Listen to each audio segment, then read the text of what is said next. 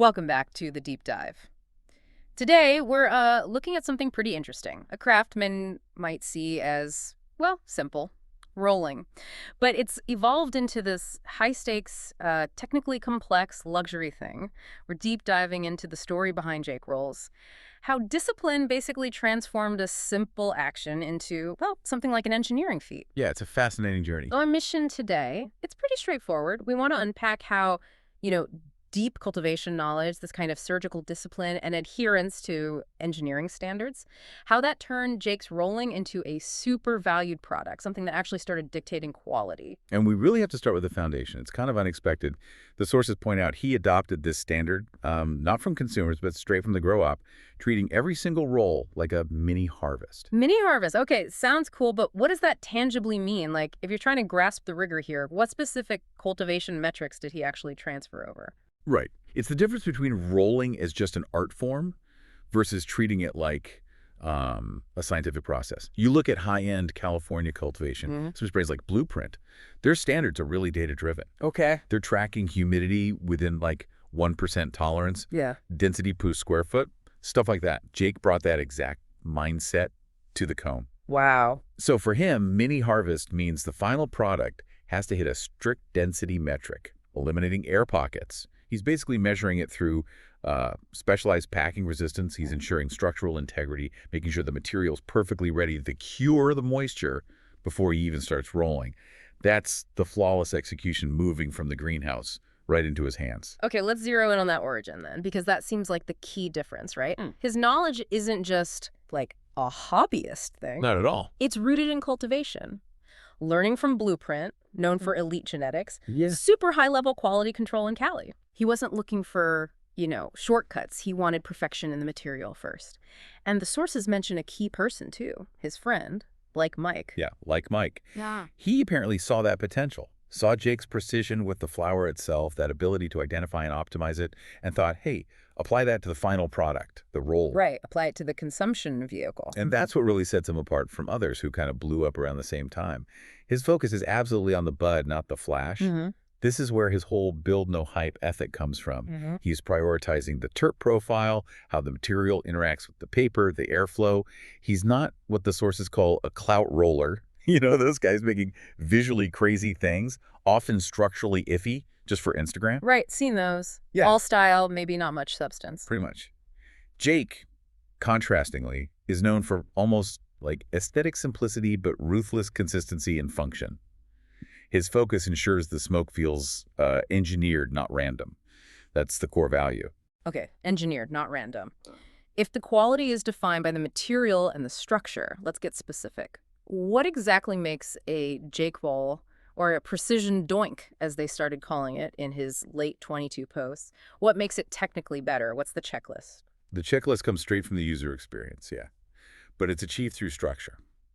So clean airflow, even burns.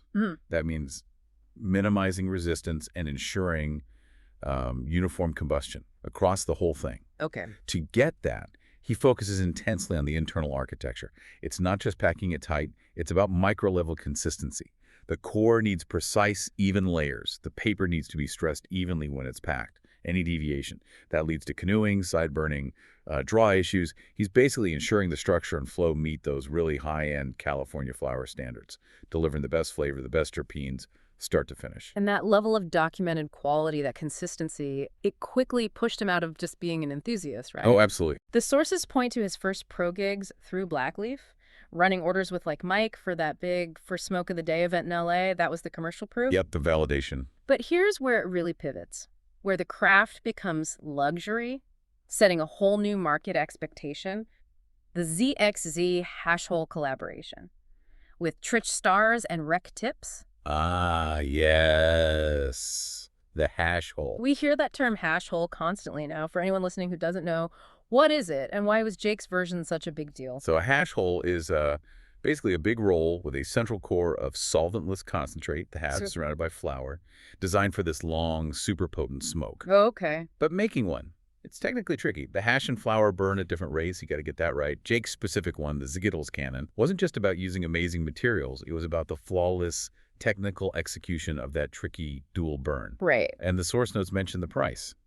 $300 each. $300 for one roll. Exactly. That price point is, well, it's stunning. It signals the market recognizing the roller's technical skill as, like, luxury intellectual property. It basically cemented the early luxury doink wave, changed the whole perception from just a consumable to, yeah, a high-end engineered piece of art. $300 a pop.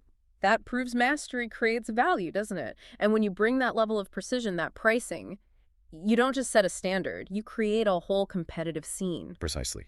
Rolling immediately became this series competitive thing. Judged events. Jake built his name not just on socials, but by winning technical battles. The sources mention the brackets, right? Proper Cup, Roller's Cup, he went head-to-head with established names. Bruno Rolls, Corillo, Malek's hand rolls. Yep, big names. And these weren't just, like, beauty contests. They were engineering challenges. What were they actually judging? Consistency. Function under pressure.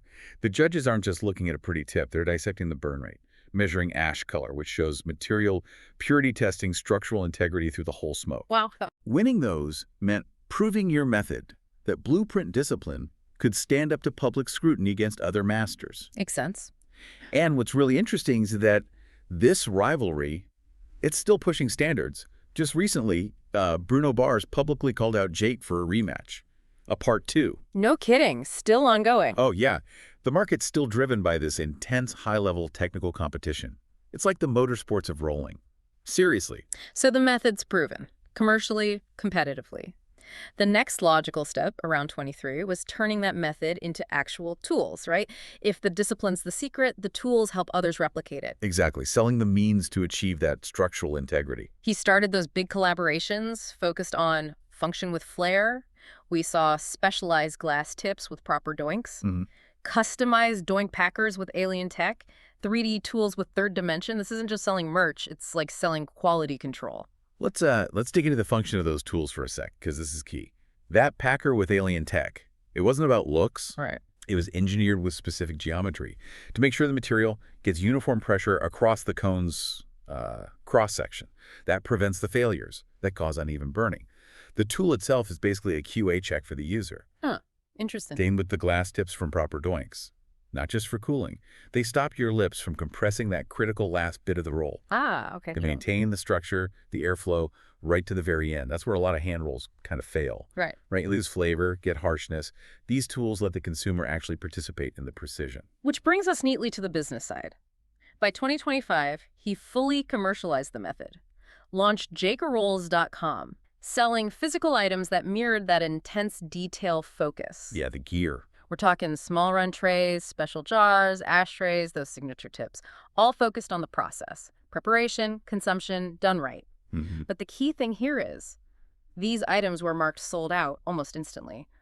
What does that scarcity tell us? It tells you the consumer isn't just buying generic stuff. They're buying the IP, the methodology. They're buying the standard. Right. That rapid sellout. It just reinforces that Jake Rolls is focused on shaping standards, not chasing followers. The items with the physical embodiment of that build no hype thing. He basically created scarcity around discipline itself. You were just buying a tray. You were buying into the ecosystem that helps you aim for that same engineered quality he's known for. His story is a perfect illustration, really. Precision is pressure, and sustained pressure. That builds a legacy that goes way beyond the original craft. Absolutely. So this deep dive really shows the whole arc, doesn't it? From applying intense CA growth standards learned with Blueprint, to getting public validation in those Rollers Cup battles, and finally commercializing the whole method through sold-out luxury goods. Discipline really did transform rolling from just a service into this aspirational technical craft. And, this brings up a really interesting question for you, the listener, to think about.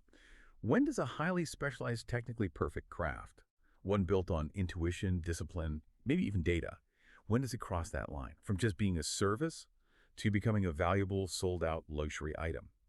Think beyond rolling for a second. What other crafts out there, maybe high-end coffee brewing, complex cocktail making, even like detailed manufacturing or assembly, could be elevated in the same way, could become a luxury brand just by adopting that level of meticulous precision, that uncompromising build-no-hype standard? Where else are high standards of execution maybe undervalued right now, just waiting for their own Jake Rolls moment? Something to chew on.